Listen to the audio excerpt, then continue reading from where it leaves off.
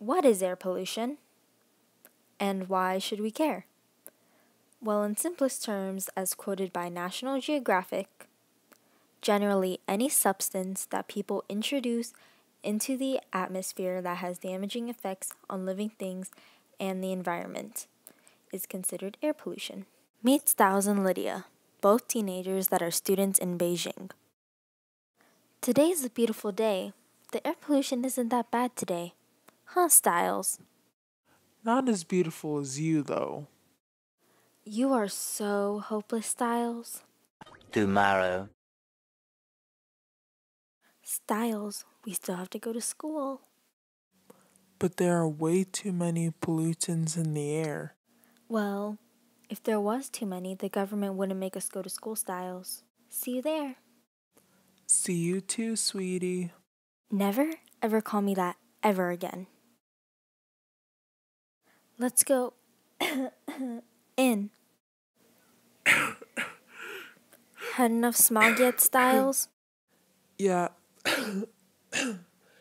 I think I might be having a asthma attack. Where's your inhaler? Tell me. There it is. Here's Styles. Told you we shouldn't have come to school. So how does that feel?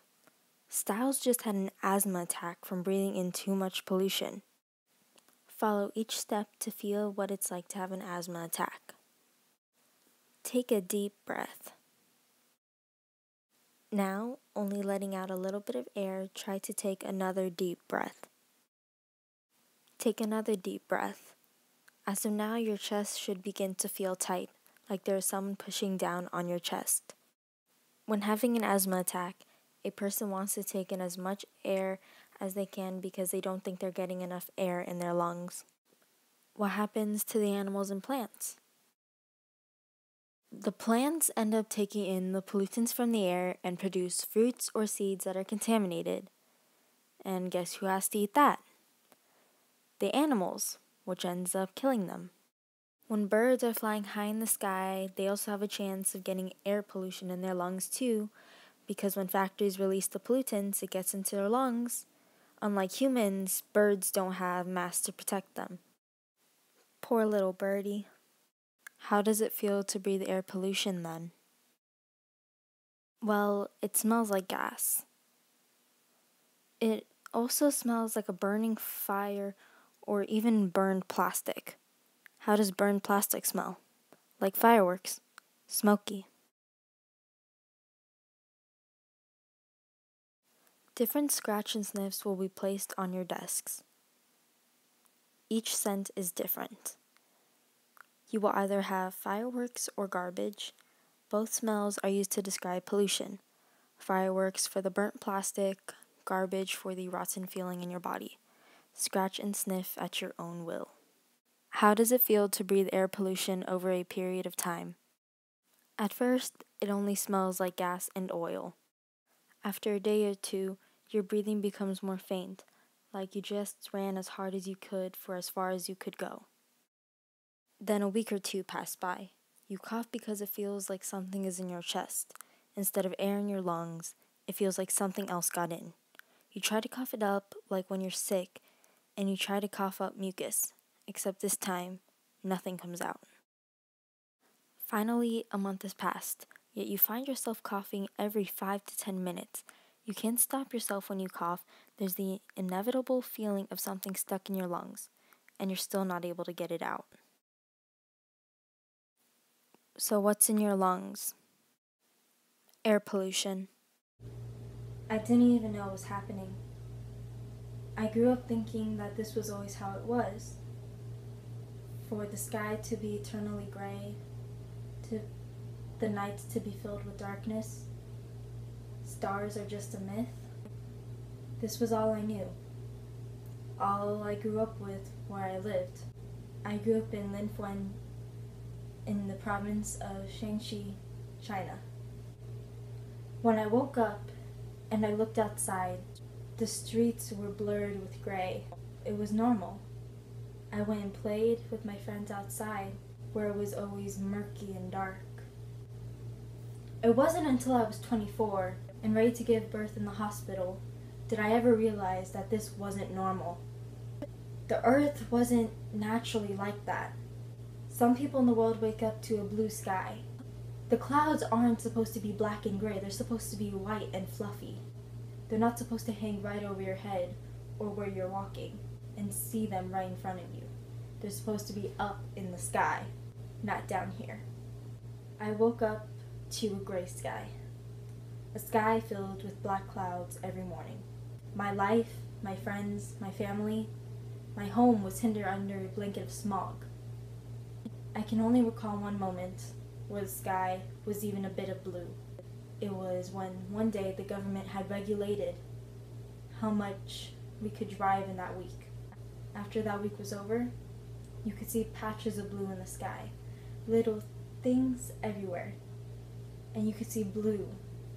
It was so strange, but that's surprisingly normal, and where I grew up wasn't normal. My daughter, Nina, was going to be born in a world where blue skies would be rare, where it was normal to wear a mask. I thought I was healthy. I thought it was normal to cough constantly, but it really wasn't. My daughter would end up having my same fate. All I wanted for her was to be healthy and have a good life.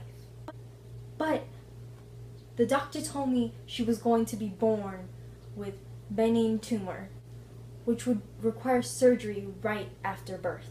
It is a tumor in her lungs.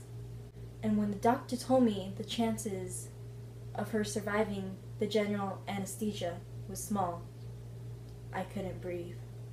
Nina, my dear child, had a possibility of dying right after birth. But guess what happened? I had received a gift. My daughter lived. She was so beautiful, so young, and petite. I couldn't wait for my family to see her. In 2 days, I was able to leave. That's when I remembered. Nothing ever goes perfectly. As I walked from my car to my apartment complex, I looked down at her. In my arms, she was wheezing and coughed. I concealed her nose and mouth with a handkerchief and snuggled her closely. I kept her inside. I rarely let her out. She would often sit on the windowsill and look outside at the world. One day, she asked me, "Can I go outside and play with the kids?" Her eyes began to glisten when I told her no. She continued saying, "All the other kids get to go out, and why not me?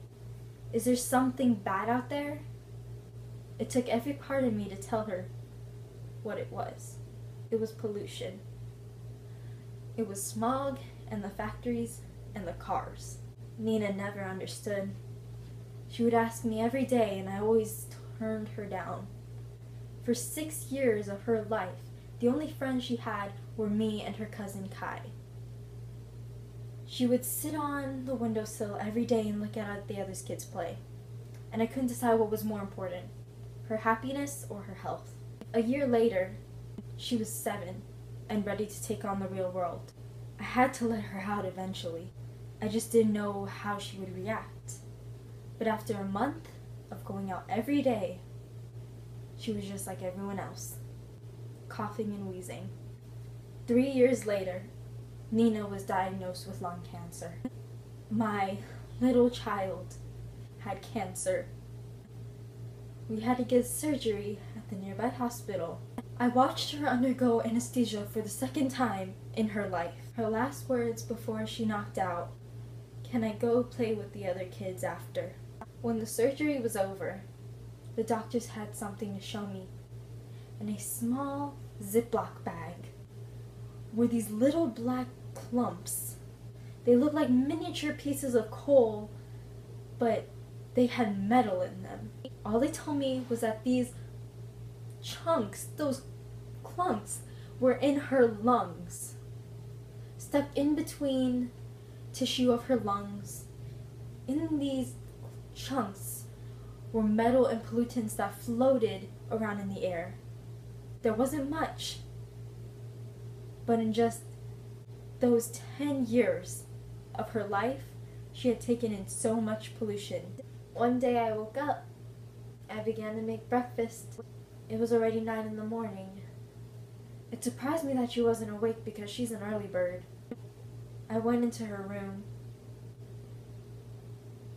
She lied still in her bed, dead. In an autopsy, they said it wasn't the lung cancer that killed her. It was a stroke. Pollution from the air can get into our blood too, but the doctors didn't think it would be likely. Yet, it killed her. This pollution, this smog, this is murder. It killed Nina. My baby, my child, the only one that I've ever known, the only child that I've ever held in my arms, and I never wanted to let her go. Yet, nearly 1 out of 8 people died from air pollution in 2012. Did I expect my daughter to be one? Did I want to let her go? I tried to protect her from the outside world. I tried to protect her from the smog.